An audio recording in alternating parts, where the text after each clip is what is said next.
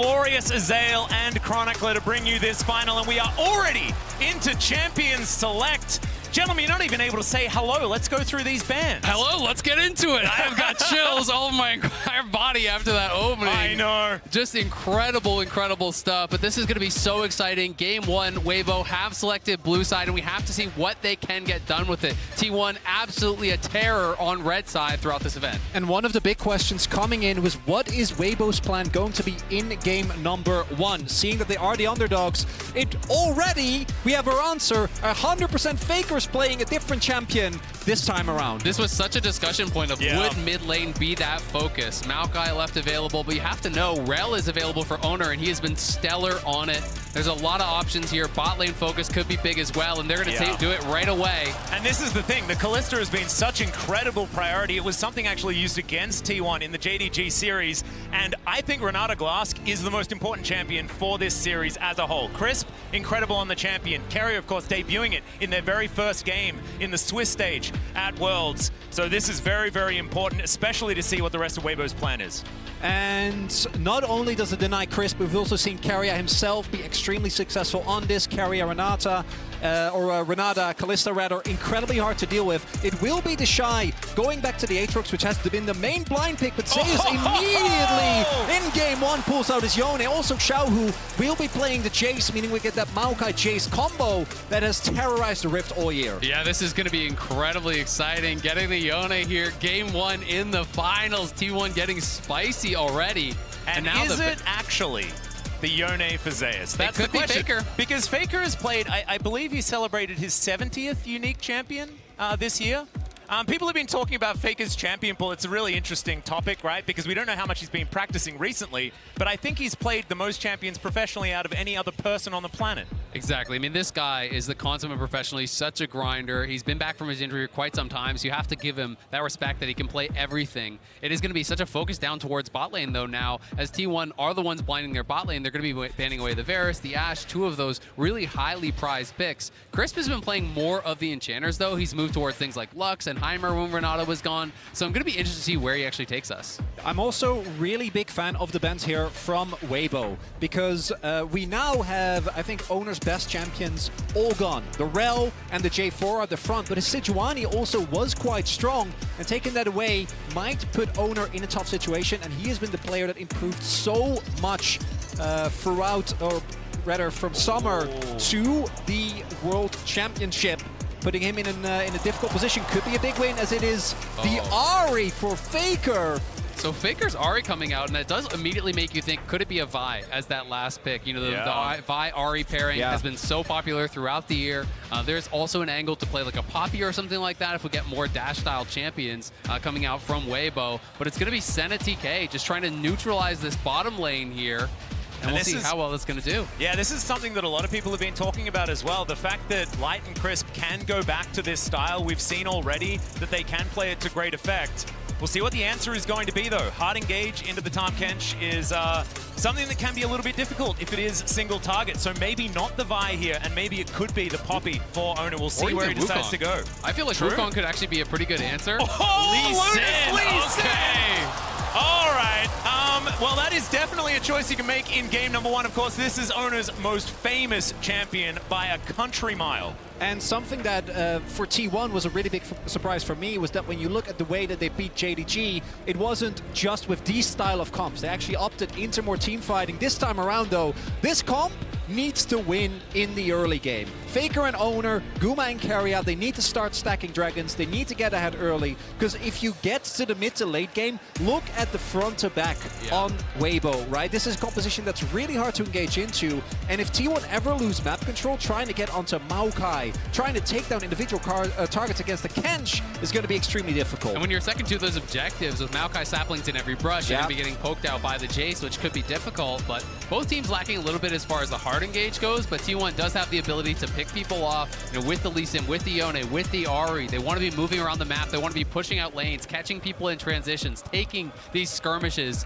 as often as they can, and we are just moments away from getting onto the Rift. Exactly. Game number 1 is upon us. Of course, T1, a lot of finesse possibilities with a composition like this, but I look at Weibo's draft, and I think we've seen these styles of draft so many times in the past, staying tried and true as we head onto the Rift for our very first game. T1 coming out swinging, and Weibo, I think, ready to pick up that punch.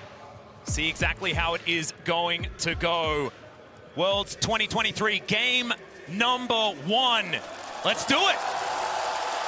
And already, I've got to point out, it's triple TP for Weibo. Crisp is going to be taking the TP on that Tahm Kench, so feeling that they can't necessarily get pressured heavily enough to actually get killed. If he feels he's going to get chunked out, hey, you TP back early. You know, you keep up that farm as much as you possibly can, but it's going to give you the advantage in playing that map because they will have that extra teleport come mid and late game.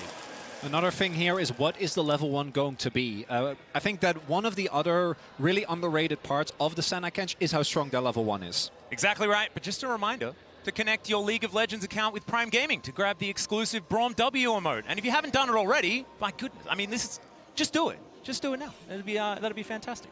It's a really good emote. Yeah. And you saw there as well, no opportunity, unfortunately, for Weibo to use it, at least for now, although late invade might come through. But I do think that the level 1 of Weibo is so strong, and they're clearly expecting this. So T1, I think, very smart not to opt into this and take the risk in game 1 of the finals. And they were pretty good at utilizing Tahm Kench in that level 1 play, if we remember back to it as well. So certainly no shenanigans this time around.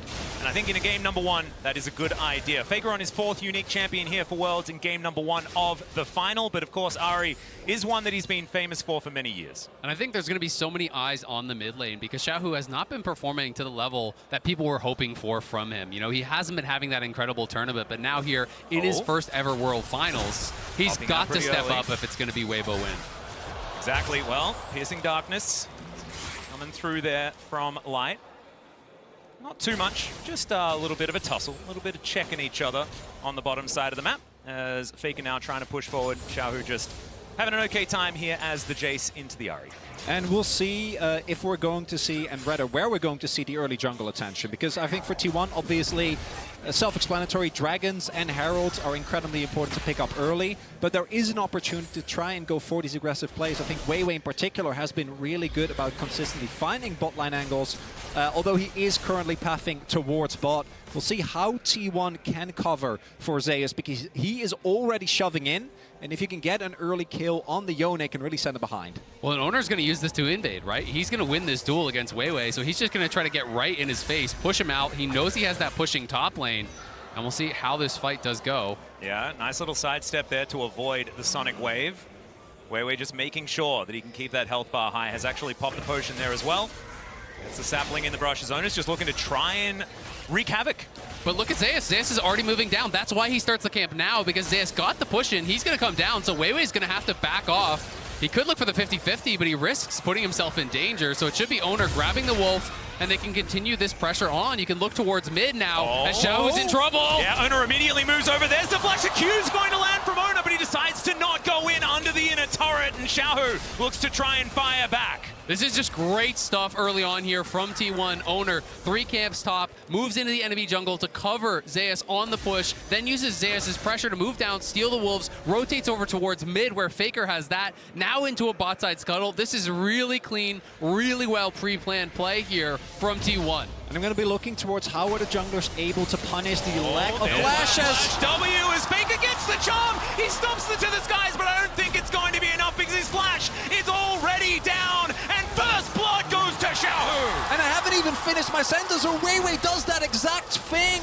Punishes Faker for being that far up in the lane. And all they gave up for it was a wolf camp. And we said Xiaohu had to have a good series, had to have a good game. And what better start than a first blood on the Spring King from the LPL in his first World Finals.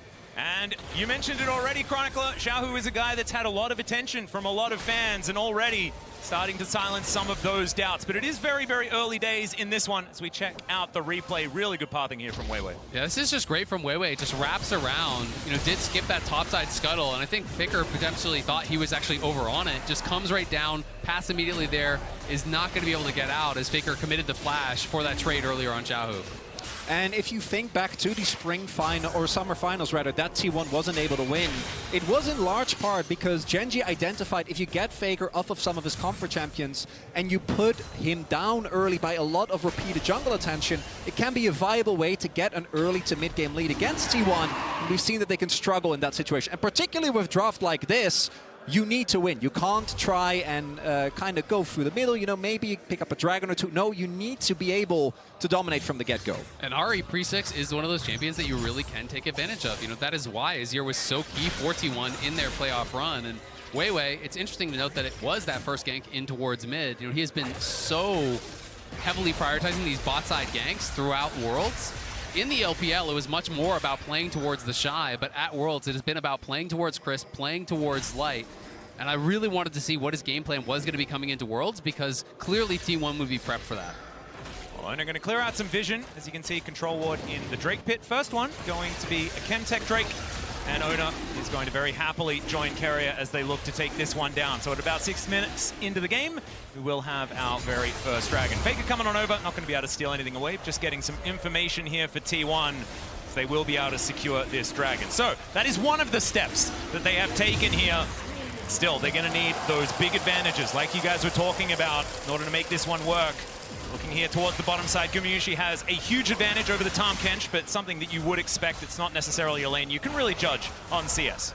I mean, you can see it in both top and bot lane, though. You know, these CS differences obviously is the Tahm Kench versus that Kalista, not comparing it with the Senna. But both top and bot, significant CS advantages already here for T1. Mid, slightly favored towards Faker despite the death. They are out-farming their opponents, and that's why they're still up this slight amount of gold despite giving up that first blood.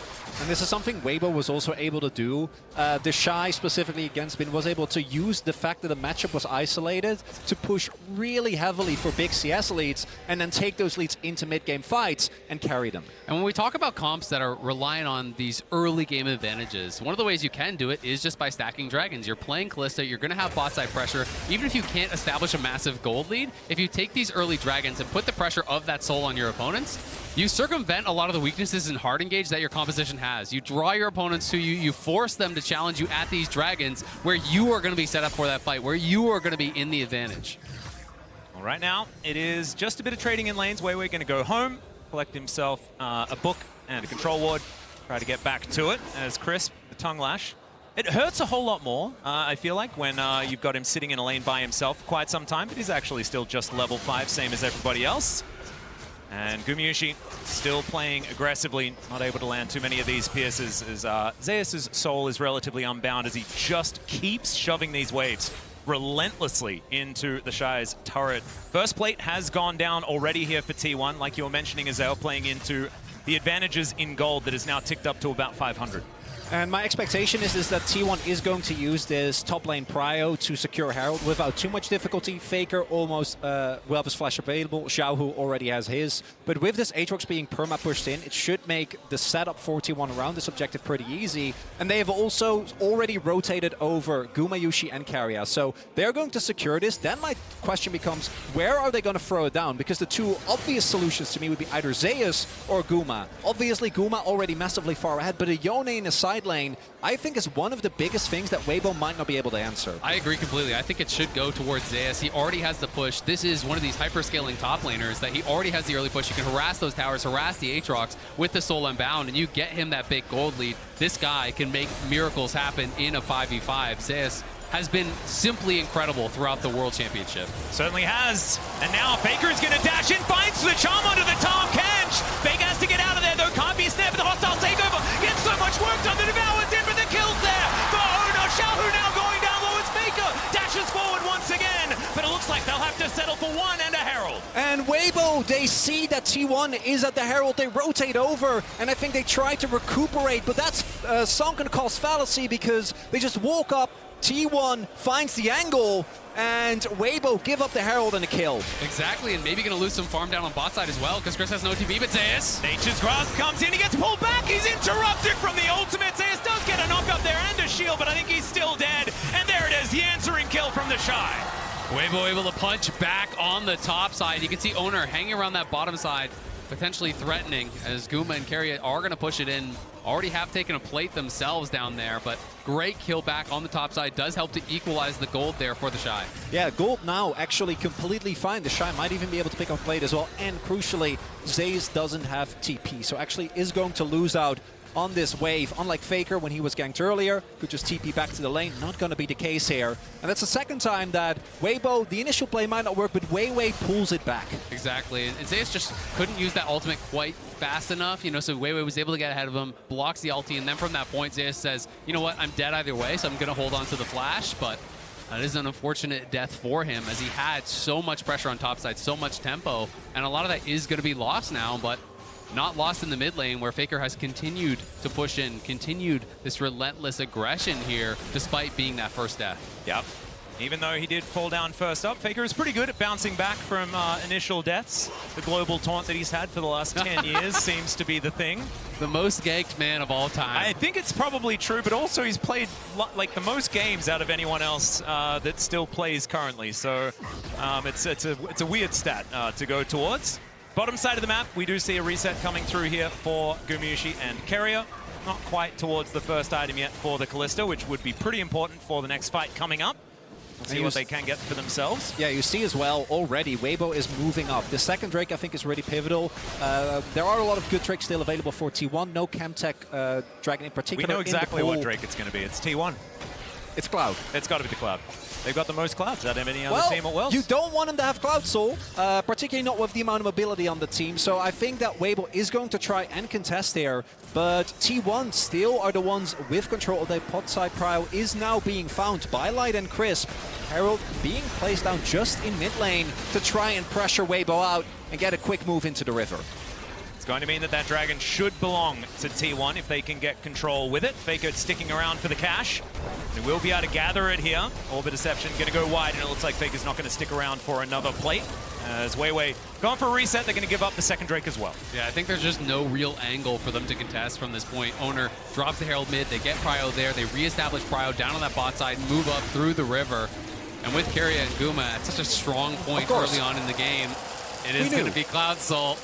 Yeah, it's not a question mark. I did tell you. I informed you. I didn't pose a question. Well, Atlas, I always want to believe that you're right about dragons. And in case of Clouds, I gotta say, you often are. Yeah. And do you know who was actually the one that told me that my love of Clouds was actually okay? It was Azael. As Crisp is taking some damage here towards the bottom side. It's all right. I've always been a Cloud believer. Yeah. Yeah. Yeah. Move speed turns out pretty good. Uh-huh. It's a pretty good stat. And Zayas not going to... he's actually going to utilize some move speed to move out of the Infernal Chains. Look at nice that. transition. Proving your point immediately, Azael. You love to see it. Owner is here, though. It's going to be a 2v2. Zayas taking a bit of damage as the Q comes down. There's the ulti. Nature's Grasp, but look at the knockups. The kickback. Weiwei punches him out of it. The Daunting Shadow Blade through to help get the kill onto Zayas. It looked good for T1, and Weibo struck back. And Light saves the play. T1 make the call before Zayas has back to all-in on specifically the Maokai. Just finished his demonic embrace. Weiwei is able to stay alive. Light keeps him there, and a big win for Weibo. They thought they could punish the missing flash that had been spent, as Keria looking for an angle, won't find it. They wanted to be able to burst him down. Faker. Yeah, maybe Everfrost has come through. Foxfire coming down, but they do have to invest the ultimate. Faker now not going to have that for the next play, and that's what Xiaohu wanted. We'll have to see now. The Shy getting more and more ahead now in that top lane. You know, has taken a couple plays, does have the kill and the assist. Gore Drinker completed, tier 2 boots done. Zayas with that big farm lead is still keeping things relatively even, but both those scraps on the top side have gone Weibo's way. And again, Weiwei to me has been the crucial factor here. 100% kill participation thus far, able to make sure that T1 doesn't get that momentum. Now, I don't think that T1, particularly with the dragon stacking, is necessarily in grave danger, but this means that the gold stays on parity, that Weibo still gets to scale into that mid to late game, where it can be incredibly impressive to enter, as the Shy might be getting ganked. Yeah, Keria is going to move on up here as Zayas is going to break those chains. Keria is looking for that handshake angle as already the Shy's done a fair bit of damage, but I don't think it is going to be enough as it's Alco Gaming for the Shy, and he will go down. Owner grabs that kill.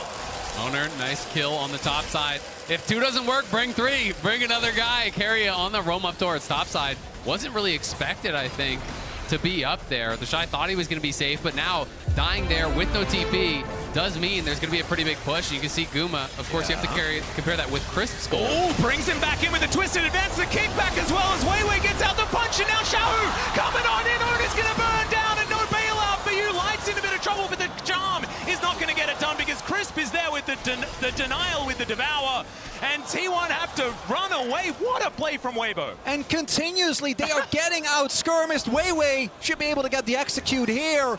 So nothing given up.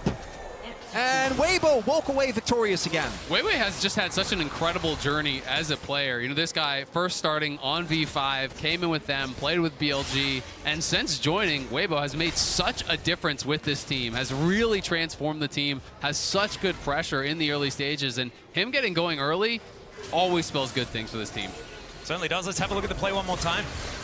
And as we look here, initially it looks like T1 wants to back up, but Wei Wei goes very far back, but then crucially barely stays alive, right? And with him getting away, there is no bailout value for Owner, and the fact that Faker TP's in doesn't matter because Crisp is standing at the ready with Devour. Yeah, Crisp is there, and Light with some nice little side steps. Don't think the charm would have mattered even if it landed because Crisp was right behind him, but well played on the sidestep nonetheless. T1, though, continually going towards these objectives. They know they need to keep pushing the pace, and Weibo here looking to challenge.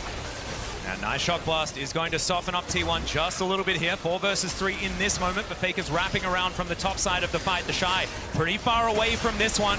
And Zeus is moving in, gets over the wall. There's the ult. It's going to be dodged as he gets himself out of there with the Unbound Soul. And T1, they are going to be able to secure the Herald. Forces the flash from Light, and they get the Herald. Really nicely done from T1. That is what has been going their way all game long. And now I'm wondering, can T1 also get themselves to this Dragon in time? I think they just have enough time to still get the backs in, make their way, spend their money, and then try and set up this soul point very early on. Because while when it comes to gold, Weibo has been able to stay very relevant, if T1 pick this up, they will have gotten every single objective thus far, and it will at the very least force Weibo to maybe make some tough decisions once Zeus in the sideline becomes hard to deal with, because I wouldn't be surprised if he ends up going for Hullbreaker again. And this is such an early soul point that they will be moving to. Their third Dragon here taken, if they can get it, around 17 and a half minutes into the game. You know, threatening that 22, 23-minute soul would be a really tough spot here for Weibo. So they have to get mid lane control. They have to be able to push this out, then move into the river.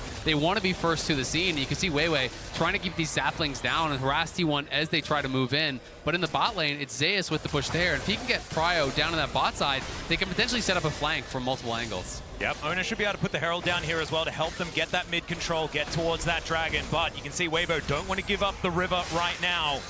Wei Wei just standing stalwart. The Shy is going to turn up. Charm is going to connect, but Faker probably not wanting to go in on that one. You're going to connect from Owner and T1, just keeping up this pressure, allowing Weibo to move into that river, knowing they have Zeus very close to that bottom wave to keep pressure in the lane. Exactly. Zeus threatened moving up. He went, just did the Gromp. Now he's down back towards that bottom lane, pushing that out. So forcing the response from the Shy. T1 are happy in this stalemate position right now. They still have the Herald to work with, so if Weibo overcommit towards the Dragon, they can just drop Herald mid and guarantee that tier 1. Carrier's going to miss the handshake, but the Q's going to land from Owner. Wei Wei could avoid it with the twisted advance. Owner not going to go in as the Everfrost, it gets the Devour. Gumayushi getting himself out of there and utilizing his ultimate to save Carrier as well, but that is so many cooldowns, and now Weibo have started up the Drake. Weibo might be looking to go for it. They've also used a number of cooldowns themselves, most notably the Shy and Wei Wei's ultimate. We'll see if T1 tries to go for an alternative play, just push mid, but it looks like Weibo isn't even going to give them the opportunity as Owner! Oh, there's the kick flash. Xiaohu's going to be pushed into Faker the flash forward, but the Charm is going to miss. What? The Pierce doesn't land, and Xiaohu just walks it off. No worries there at all as Crisp is under the turret. They throw down Herald, but Zeus has found 2 with the ultimate. Light goes down so low, but isn't going to survive. Wei Wei trying to get himself out of there, and the Shy is given up on. Wei Wei running the wrong direction, but they at least get the Dragon. Weibo get the Dragon, but T1 get the kill. Xiaohu lucky to get out of that one, but Wei Wei, he's going home in the body bag. That is the final kill there from Owner. And that is the first fight that T1 have won, but they've lost that Dragon stacking that you were talking about earlier, Chronicler. And so we'll see whether they can grab that next one and keep this level of pressure up, because 2.3 thousand gold, is that enough of a lead for this early game composition? And there is a reason why Owners Lee has been feared. And the funniest part to me is this play doesn't even matter, because Xiao actually is able to walk it up. Another miraculous survival. Faker doesn't get the chase because of Crisp, but then it's Zeus who got put down in lane that makes the hero play. Exactly, comes in on the other side. There's no Devour because Crisp is over saving his mid laner, trying to defend there. So Light is left vulnerable, and Light is punished big time. T1 getting that major gold injection in, and you can see a lot of these towers that they've been pressing. If you look on live, Faker taking down that top tier 1. A lot of these turrets have been getting lower and lower from this T1 lane dominance. Yeah, you can see there's a lot of relief on Tom's face there as well. Hoping that T1 can get this mid-game sorted out. Owner stealing away some Raptors. Full vision given over to Weibo. 3.5 minutes on the clock when it comes to the Drake, as in goes Zeus. Xiaohu just boops him away, and Owner is going to come through as well. Xiaohu in still a lot of trouble. Safeguard comes in, Xiaohu moving away from the Lee Sin to the skies, comes down. The Devourer is there, it was Crisp coming forward, and he saves his mid laner, but that is a lot invested. That's the problem, is that even though Xiaohu makes it out alive, Crisp uses TP, and they're not even going to be able to save the turret. So even though Zeus isn't able to actually clip Xiaohu, he sidesteps the ultimate, it's still a big win, and the Hull Breaker is in fact done, and it makes him such a menace in the side lane. Exactly, it's incredibly difficult to deal with him. They become incredibly tanky, and one of the most underrated parts about this is how tanky it actually makes the cannon minions. They become very difficult to actually wave clear out. It allows you to harass your opponent, but Guma could be in a bit of trouble here as Crisp looks for it. The immediate cleanse does get out of the way. Nature's Grasp isn't going to connect, but there is a twisted advance. Hostile takeover across everyone though, but the Shy is just gigantic. Guma trying to hop away. The Fates call the knockups, and meanwhile Weiwei is going down. Faker collects it before falling down. Crisp has to go though because he's so incredibly low, and Zeus is tearing them to shreds. Weibo lying on the floor now as T1 look to tidy up Crisp, and they won that team fight even better than the last. Guma refuses to go down. Keria saves him, coming in with the hostile takeover at T1. They're on the Baron. And it's Renata that does it again. Keria standing at the ready, keeps Guma alive throughout all of it.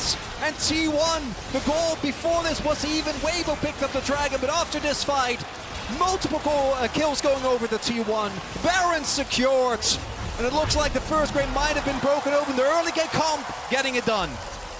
And here is the replay. We'll see how it all started. It looked like a pick on Gumayushi. It did, but it just took them so long to actually get to him. You can see everyone from T1 is coming as fast as they possibly can. And all the time that was bought here by Guma allows them to arrive, allows the hostile takeover here, hitting across multiple members. Light is forced to even flash out, just trying to avoid it, but Owner knocks him down. Guma dances out, using that ultimate with Keria's help to peel him off. And we're seeing one of the big issues with the Senna is that if you're playing a front to back, Senna feels almost impossible to deal with. Particularly with Kench, it's really hard to take people down, to get through the front line. The kiteback's amazing, but if you get caught, particularly by something like a Lee, you don't get to play the game. And also, they weren't playing front-to-back League of Legends. It was a split fight entirely, with the fact that the Shy goes in, is in the middle, and it felt fantastic, right? It was a bit of a split there from Weibo with their decision-making moving forward. It could mean that they could adjust that moving into the next team fight and really show what this composition can do.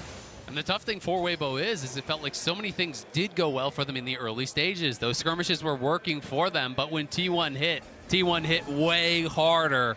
And they have gotten so much out of these last couple plays. They're going to try to take a tier 1 top, but Faker's looking for an engaged bot. Yeah, looking for even more. Everfrost is going to land. Somehow that charm didn't connect, but it is still going to gather a Devour from over the wall from Crisp.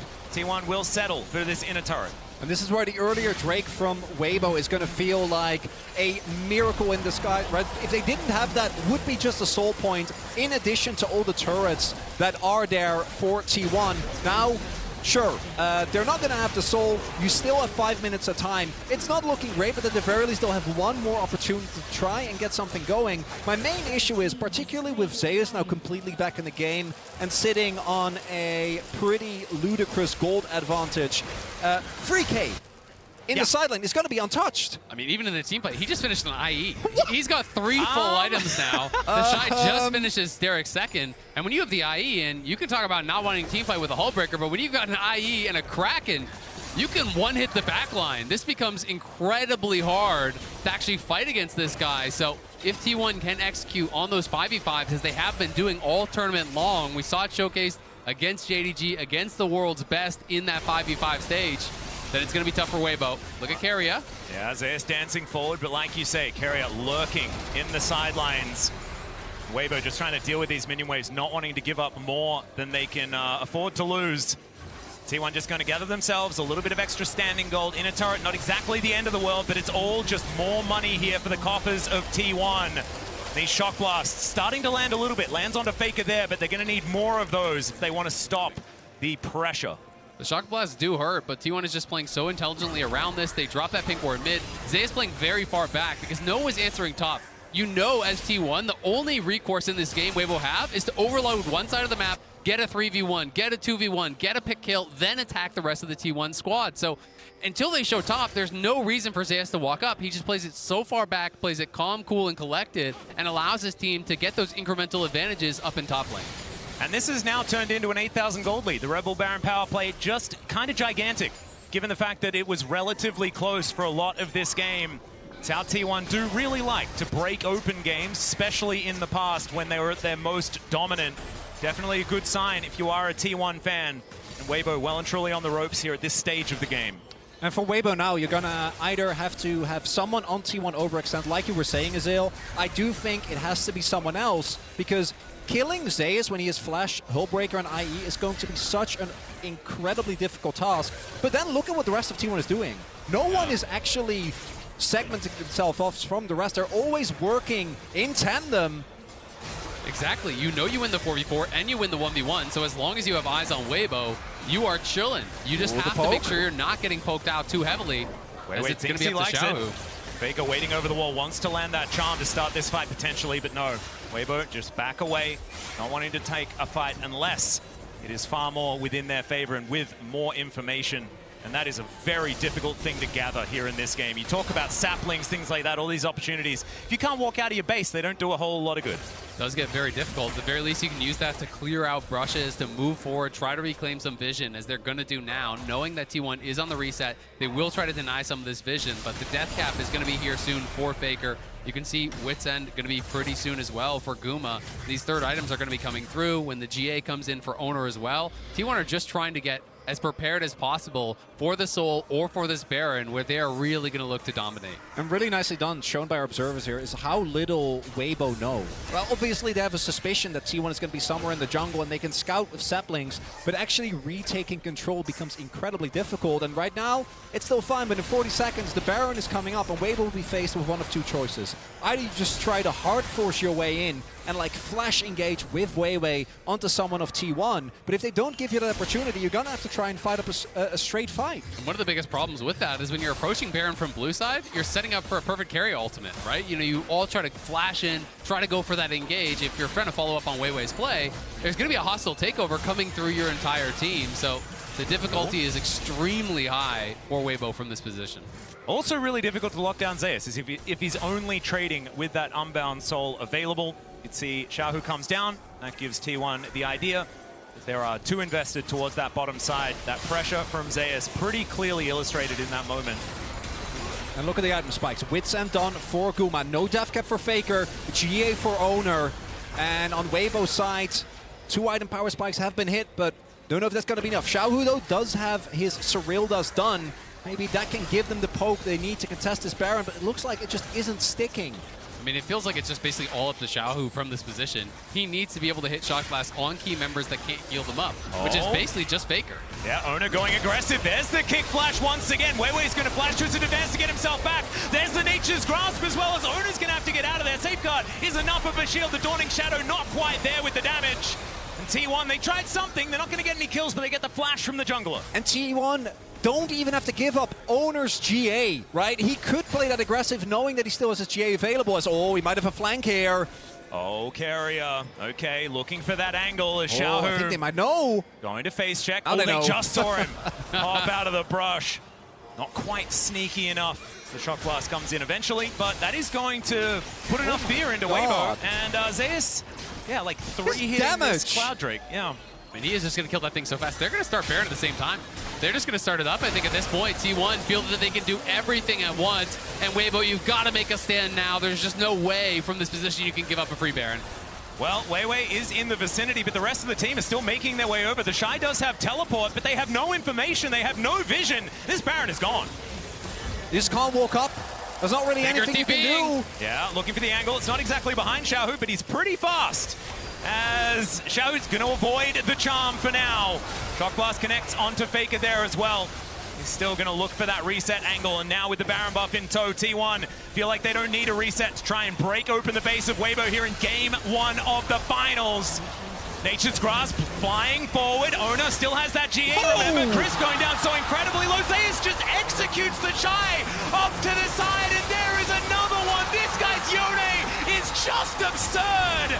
And the inhibitor's going to go down. Weiwei is burning there as well, as now Xiaohu tries to be the hero, but it does not work out. And I think T1 are just going to end Game 1 here. And the early game, T1 not able to get a bunch of crucial kills, but they don't let it phase them.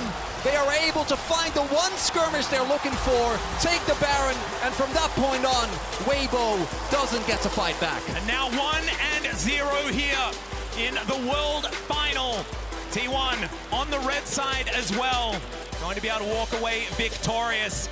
It was an early game composition and it was executed very well, but I felt like there were angles for Weibo to go back and try and retcon and figure it out for Game 2. I mean, it's tough, right? Weibo did win out in a lot of those early game skirmishes. They were getting the kills, but T1 played an immaculate objective game. And let's face it, they were winning in isolation all 3 lanes, and that is such a problem. Even though Weiwei was making these ganks happen and they were getting some kills, it always felt like it was T1 with the push in the lanes, with the turret plates that they're taking, with every single objective.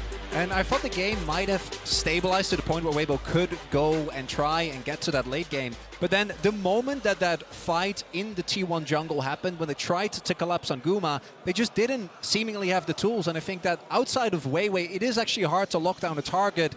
And that turned into the Baron. And from that point, the game was done. And I have to give so much credit to Zeus in this game. Was incredible.